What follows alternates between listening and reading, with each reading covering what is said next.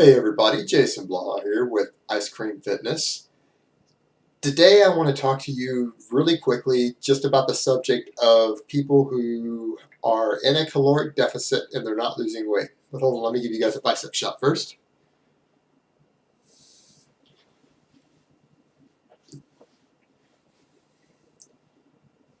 Alright, I was prompted to talk about this because one, this is a topic that I see all the time on forums, people who've done their caloric needs calculations. They claim they're in a deficit, but they're not losing weight, and they're reducing calories and still not losing weight.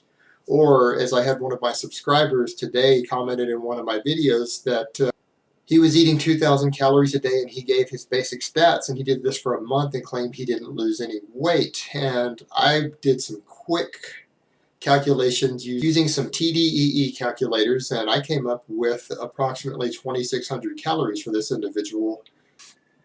Usually you have a couple of things going on here. When you see people with these sort of problems, oftentimes, one, they've either completely miscalculated their caloric needs, which is fairly common for people new to this.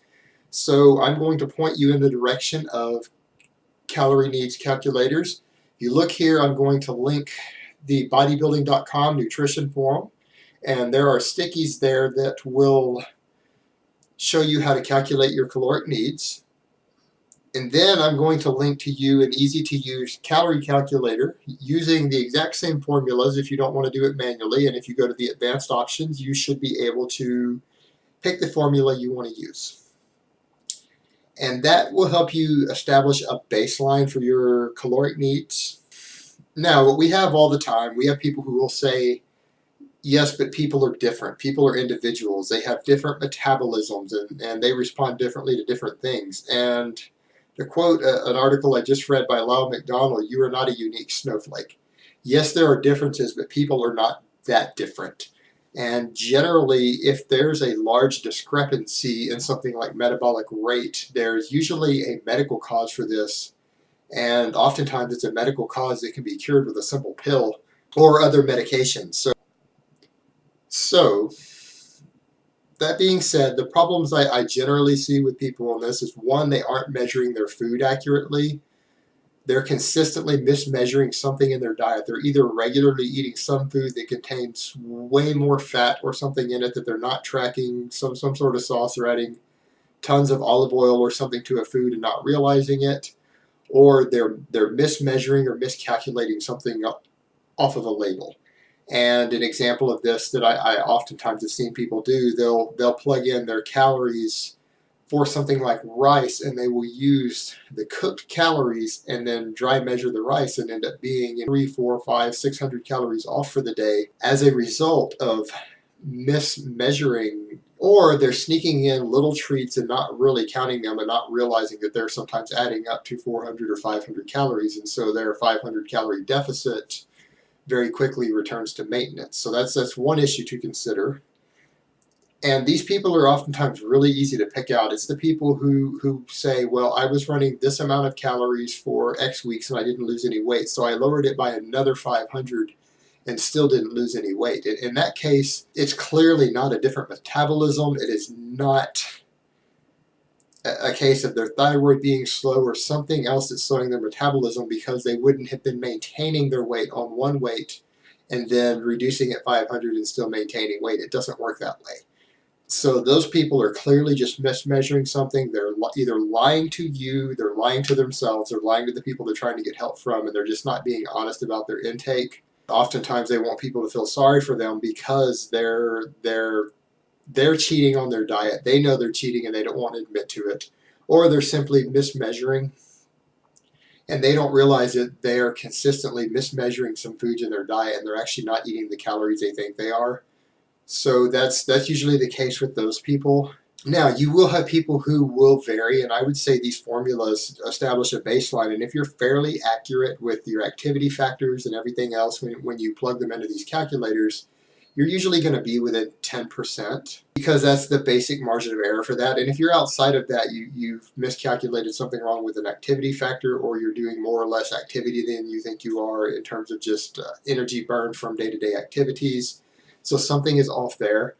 But if you are more than about 10 to 15% outside of that range, such as the individual I had today who was 600 calories off at least from his maintenance just based upon what I plugged in quickly, that's an indication of a medical issue. If you are running anything over a 500 calorie deficit like that, and you are still not losing weight, and you're sure you're tracking everything accurately, you need to go see a doctor immediately.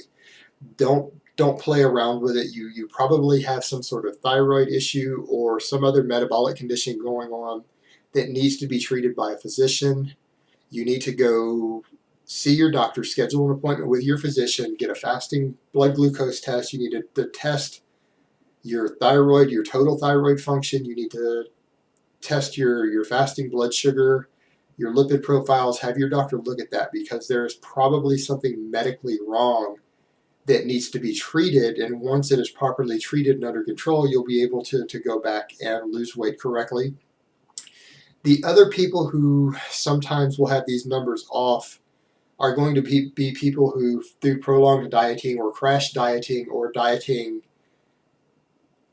through starvation methods where they've run too large of a deficit, they've caused some metabolic damage, some thyroid shutdown and things like that as a result of doing this. And these people need to be helped in other ways. I will probably make another video explaining some methods to undo metabolic damage from extreme dieting or from prolonged dieting or for people who've lost large amounts of weight. There are things you can do, but that's a topic of a whole other video, and I promise I will cover that for you in the future. But that's a separate group, and if you do not fall into that group because you haven't done something crazy like a 1,000+ calorie deficit for 3 months straight, or you haven't lost 50 pounds or 100 pounds or something like that fairly recently, odds are you're not in that group, in which case you need to look at the other factors. But if you are in that group, you're going to have to actually stop dieting. You've slowed your metabolism down, and you're going to actually have to do some reverse dieting methods, put some extra muscle on, speed your thyroid up, or you're simply going to struggle to lose more body fat at any sort of efficient rate. So if you're in that category, you're going to have to use some other methods. You're not going to be able to continue dieting the way that you might want to. And that's really all I have to say on that. Here, let me give you guys another bicep shot.